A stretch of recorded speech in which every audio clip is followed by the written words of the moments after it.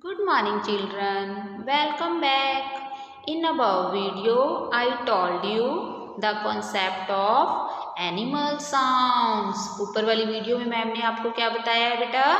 Animal sounds के बारे में. Now we will do one worksheet regarding this concept in above learning time fantastic book. अब हम अपनी लर्निंग टाइम फैंटास्टिक बुक में पेज नंबर 43 ओपन करेंगे और एनिमल साउंड्स एक्टिविटी से रिगार्डिंग एक वर्कशीट करेंगे. The topic is sound of farm animals.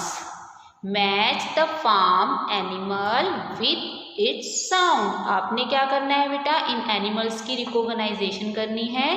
Now match it with a particular sound. Now tell me which animal is this? This is a pig.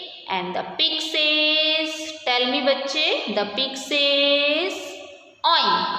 The pig says oink. Now match it with the help of a pencil. And which animal is this? Tell me बच्चे, hurry up. Which animal is this? Cow. And the cow says the cow says moo.